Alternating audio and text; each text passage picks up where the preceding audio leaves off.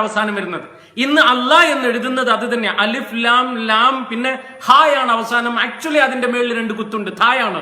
അല്ലാഥ. ശ്രദ്ധിച്ച് കേൾക്കണം നിങ്ങള്.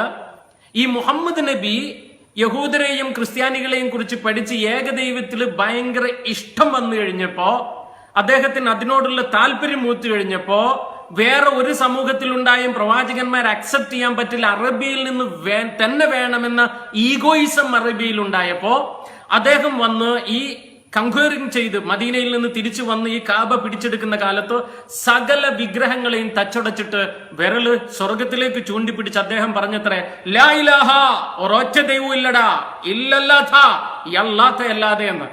അത് ഹുബാലാണെന്നും അല്ലെങ്കിൽ അതൊരു മൂൺദേവതയാണെന്നും ഒക്കെ പല ചരിത്ര പണ്ഡിതന്മാരും പറഞ്ഞു വെച്ചത് കാണാം. ഒരുപക്ഷെ അതുകൊണ്ടായിരിക്കാം ഈ ക്രസന്റ് മൂണിന് ഇത്ര അധികം സ്ഥാനം മസ്ജിദുകളുടെ മുകളിൽ വന്നത് എന്നും സംശയിക്കേണ്ടിയിരിക്കുന്നു. ചരിത്രത്തിൽ അത് പിന്നീട് ഓട്ടോമൻസിന്റെ കാലത്തിലാണ് ഇത് മസ്ജിദിൽ കയറി പിടിച്ചതെന്ന് നമുക്കറിയാം. എങ്കിലും എന്തുകൊണ്ട് എന്നൊരു ചോദ്യമുണ്ട്.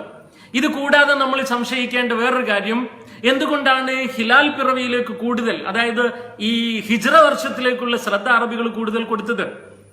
ഒരുപക്ഷെ പഴയ നിയമത്തില് നമ്മൾ കാണുന്ന ബാൽ ദൈവമുണ്ടല്ലോ, അതൊരു വിഗ്രഹമായിരുന്നു. ആ ബാൽ ദൈവത്തിന്റെ തന്നെ ഒരു പ്രതിബിംബമാണോ ഇതെന്ന് പോലും സംശയിക്കേണ്ടിയിരിക്കും. ഇതിലേക്ക് വിരളി ചൂണ്ടുന്ന ഈ വാക്യങ്ങൾ ബൈബിളിൽ നിന്ന് നിങ്ങളൊന്ന് കേൾക്കണം, ഒന്ന് വായിക്കണം. ഈ സ്ക്രീൻഷോട്ട് ഒന്ന് വായിക്കാവോ?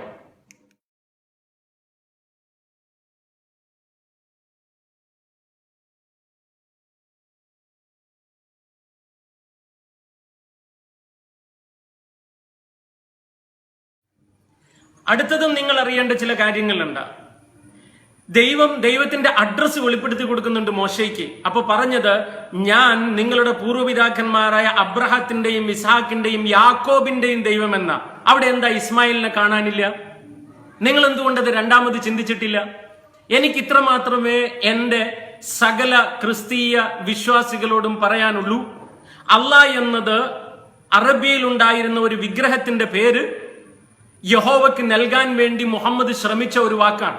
ആ വാക്ക് നമ്മൾ ഉപയോഗിക്കുന്നത് ശരിയല്ല. നമുക്ക് ദൈവം വെളിപ്പെടുത്തി തന്ന ഒരു നാമമുണ്ട്, യഹോവ.